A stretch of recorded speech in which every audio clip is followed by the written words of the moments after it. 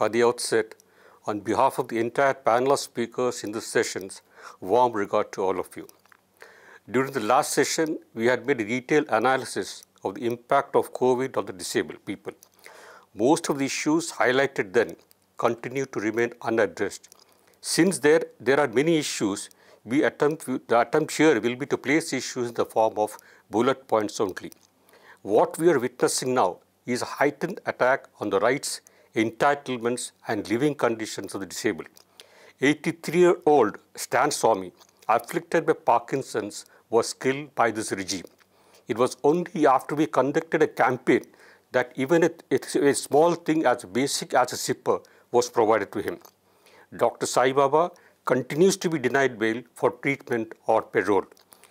This government is high on optics. It has made big promises, given big slogans, even on disability. But in delivery, it has been a big zero. The offices of the Chief Commissioner of Persons with Disability, the Chairperson of the National Trust, and the Rehabilitation Council of India have been lying vacant since years. These are important offices. The Secretary of the Department of Empowerment of Persons with Disabilities holds additional charge. She is also chair of all these three bodies. Recently, the government exempted certain police forces from the purview of reservation in jobs. The Rights of Persons with Disabilities Act 2016 mandates on all such matters the government should consult the Chief Commissioner of Persons with Disabilities. You have a situation in which the Secretary of the Department, who is the government's representative, consults the officiating Chief Commissioner, who again happens to be the Secretary of the Department. This is quite unique. It is ridiculous. And this undermines the independence and autonomy of these bodies and their decision making. It displays the total arrogance and contempt towards the disabled. Attempts are being made to either close down, merge, or privatize institutions engaged in rehabilitation of persons with disabilities. These will adversely impact the poor among the disabled, especially those coming from poor and remote areas.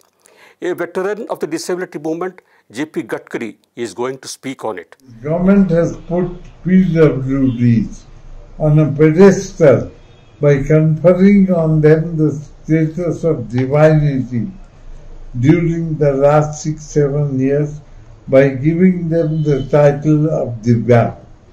After that, like a deity, they are only being offered puja and arti. In their name, the prasad is being eaten by others. I would like to bring to the notice of this House that since 2014, this government has systematically deprived the disability sector many benefits and facilities, and they are planning further reduction in them in various forms. One of their plans is to repeal a most important legislation, the National Trust Act of 1999, which was specially enacted to fulfill the specific needs of the PWIDs on the plea of bringing austerity. The Expenditure Department of the Union Finance Ministry had given a direction to Ministry of Social Justice and Empowerment to wind up the National Trust by giving its functions to some department of the ministry in December 2020. Since then, the Department of Disability Affairs in the Ministry of Social Justice and Empowerment is being pressurized to implement this directive in various ways. This will affect the lives of millions of this most marginalized category of persons with disabilities. I demand that this government should give up this devious plan and instead suitably amend the National Trust Act, making it more powerful and increasing its corpus to rupees 1,000 crore from the present rupees 100 crore. The major concern continues to be of certification. Less than half the disabled population do not have certificates. The person's disabilities in India, a statistical profile 2021, a Government of India publication, says that only 48.4% of the disabled population identified by the 2011 census has been issued certificates. A certificate is required for any sort of entitlement, even for lodging a complaint or registering a FIR under the Act. This only means that the vast majority of the identified population, disabled population, do not have access to any social security net, and even during the pandemic, actually. In 2016, the unique ID card for disabled was rolled out. In response to a question in the Rajya Sabha, the minister said that as of July 28, 2021, only 59 lakh odd cards have been issued. India has a disabled population of 2.68 crore, identified by the 2011 census. What stands out in this is that in West Bengal, only 9 such cards have been issued till date. A government that is centralizing everything is now centralizing the certification process also. One has to register online at the Swalamban portal to get a disability certificate. Most disabled people live in rural and remote areas will not be able to register and get certificate. Rishikesh Rajali from the Haryana Viklang Adhikar Manch will be elaborating on this. Haryana में विकलांग प्रमाण पत्र और UDID बनवाते समय online विकलांगों को काफ़ी परेशानियां और पैसा खर्च करना पड़ रहा है। ये प्रक्रिया इतनी ज़्यादा सरकार ने जटिल बना दी है कि जो मेडिकल विकलांग को हर बुधवार को उसी दिन वहाँ पर बोर्ड द्वारा दे दिया जाता था, लेकिन आज उसके लिए 1 महीने तक का इंतज़ार करना पड़ता है।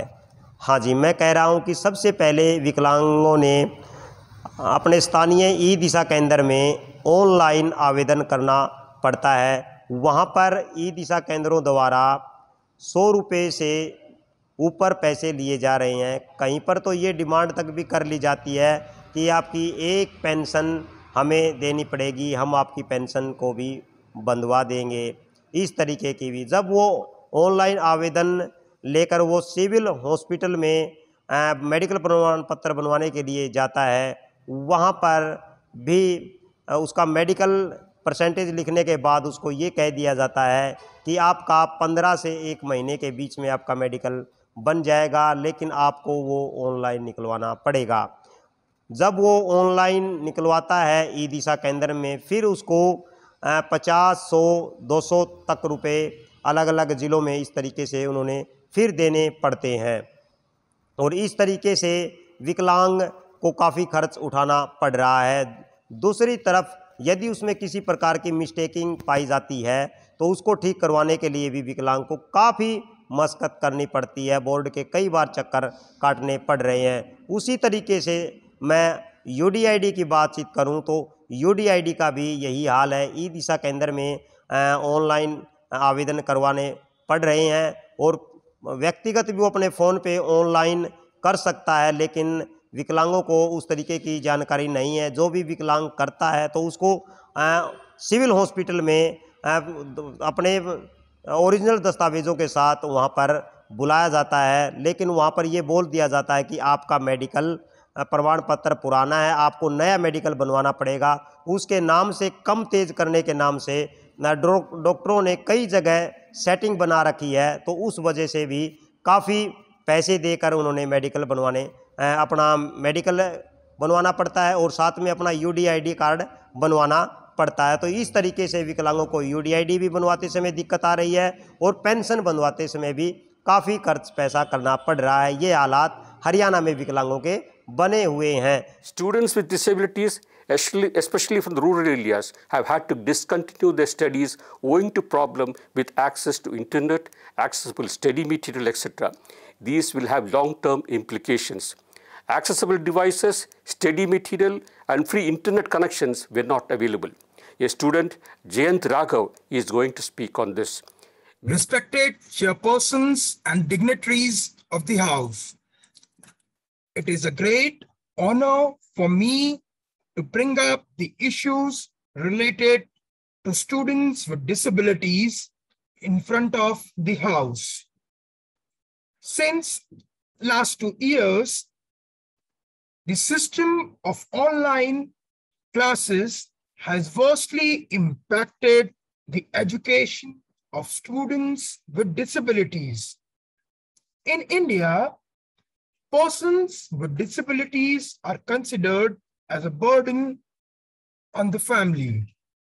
Neither the government nor the educational institutions supported the students with disabilities in providing them with assistive devices and accessible study material.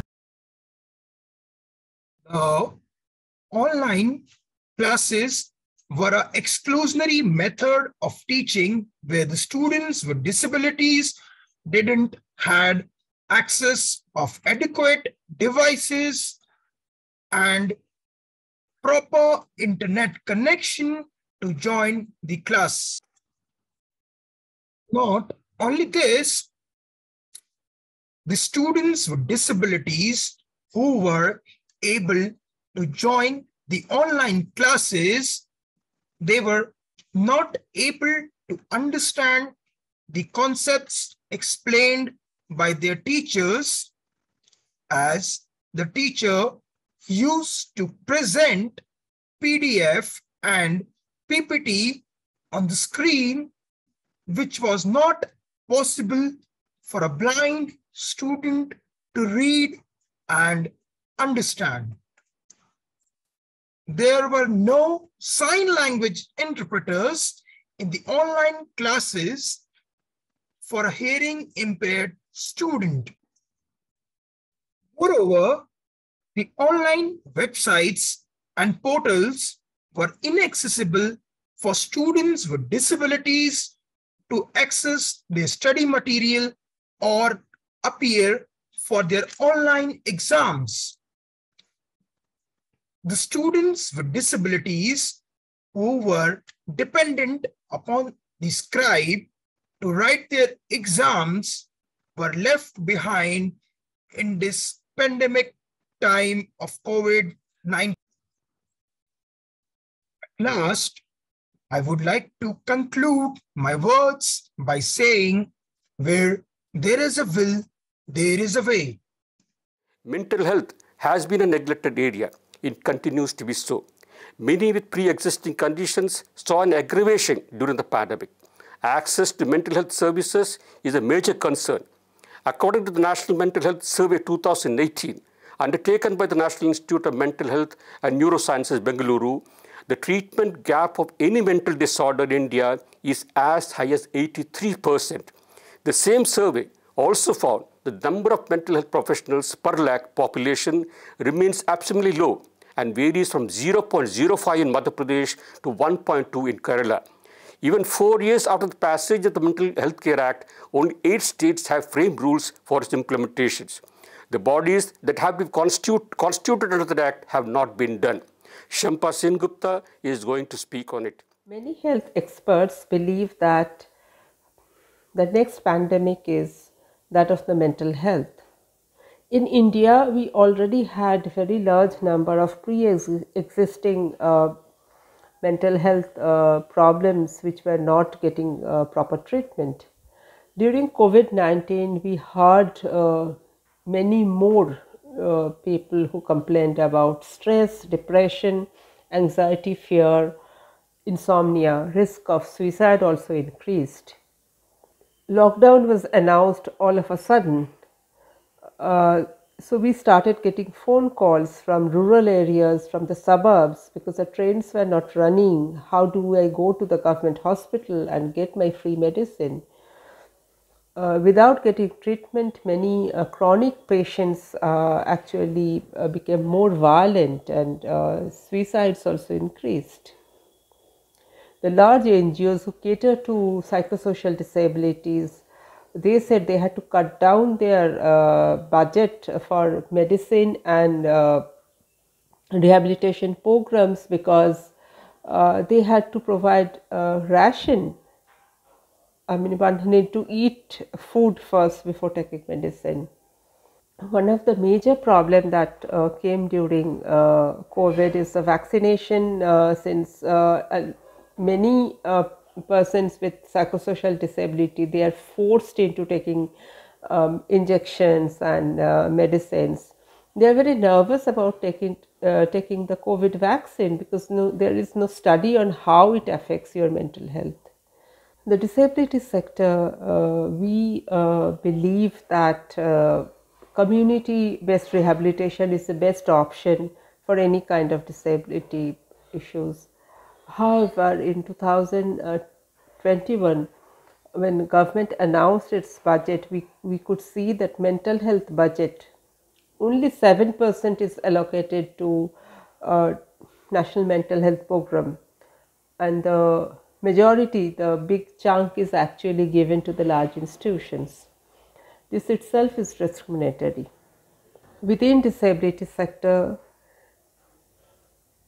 people with psychosocial disabilities are at the lower bottom of getting any kind of social security benefits or any service from the government. Many new disabilities have been recognized by the RPT Act 2016, but they face immense problems with certification, issuance of UDID cards, pension, access to various services, etc. These are elaborated by Namita Kubar. Thalassemia is included in the Disabilities Act 2016 only on paper. We have not received any facilities, any benefits and any support from this act. So much so that in many of the states, including the state of Karnataka, we have not even received disability cards because the government doctors who have to certify and issue a medical certificate are refusing to do so, saying that they have not received any guidance and advisory on certifying thalassemia as a disability. Despite the fact that we also have a hemoglobinopathies policy, wherein the central NHM allocates funds for iron chelation medications to all the state blood cells and state NHMs across India, we have not had iron chelation medicines in the state of Karnataka since February 2020, to a point where we are being forced to file a PIL to get justice. Patients cannot afford iron chelation medicines, which range anything between 5,000 to 25,000. So the state NHMs are not aligned to the hemoglobinopathies policy and have not been implementing it. Apart from this, the question of safe blood transfusion is another dream. Though the hemoglobinopathies policy says that safe tested blood transfusion should be available in all government hospitals and district medical centers, it is not available. Especially in the COVID times, we are forced to bring our own blood donors and arrange for medical facilities and blood transfusion. The government hospitals are ill-equipped to deal with the complications of thalassemia. Now, we cannot go to private hospitals due to the cost, and no medical insurer in India will be insuring a disease like thalassemia, which is a pre-existing condition. The plight of thalassemia patients across India is pitiful, terrible, and it is worth considering that the fact that we have a policy, none of the states have aligned to it. They are not aligned with the hemoglobinopathies policy or the disability policy. This is the current state of thalassemia in India. The 2011 census says that 64% of the disabled population is unemployed. Overwhelming majority is in the unorganized sector and do odd jobs like hawking, etc. COVID saw large number of them even losing this meager earnings. Many disabled rely on pensions alone. The central government has refused to enhance the amount of pensions dispersed under the Indira Gandhi National Disability Pension Scheme. It remains at a pitiable ₹300 for the past 10 years. The coverage too is limited to a mere 3.81% of the disabled population identified by the 2011 census. There is a huge disparity in pension dispersed from state to state. While deciding the quantum of pension, the extra cost that disability entails is not factored in. Mobility costs, healthcare, assistive devices, etc. are not factored in. Section 24(1) of the RPD Act says the quantum of assistance given to disabled persons should be 25% higher in similar schemes. But where is it being implemented?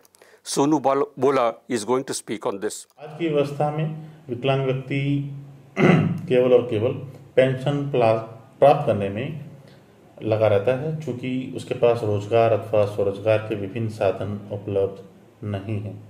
और pension अगर है भी तो राज्यवार अलग अलग pension होना भी एक विकलांग व्यक्ति के लिए समस्या है, क्योंकि हमारे देश में बहुत सारे ऐसे समस्याएं हैं कि छोटे राज्यों से व्यक्ति बड़े राज्यों में आते हैं रोजगार की तलाश में, और एक बार अगर इसी क्रम में विकलांग व्यक्ति भी एक जगह से दूसरी जगह आता है तो उसके वो अधिकार छिन जाते हैं और उसको एक रूपता की पेंशन नहीं मिल पाती।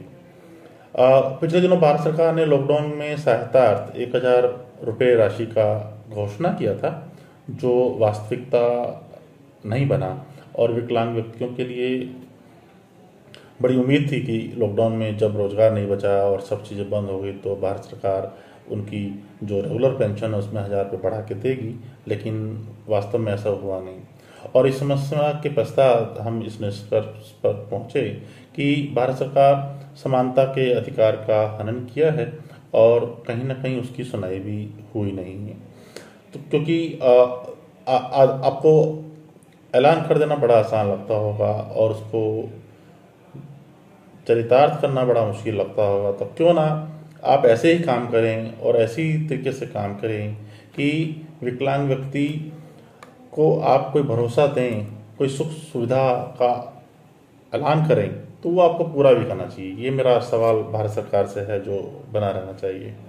और पूर्णतः समानता के अधिकार के विपरीत ये काम हुआ, और हमारी ये मांग है और आशा भी है कि विकलांग व्यक्ति हर राज्य में एक रूप पेंशन प्राप्त हो भविष्य में, और जो भी इंदिरा गांधी पेंशन योजना है उसका जो अंशदान है उसको भी बढ़ाया जाए, ताकि विकलांग व्यक्ति अपने जीवन यापन को, जब तक उसको रोजगार प्राप्त नहीं होता या जब तक वो स्वावलंबन नहीं बन जाता अपनी आय के माध्यम से, तब तक तो उसको आधारित रहना ही है पेंशन के ऊपर।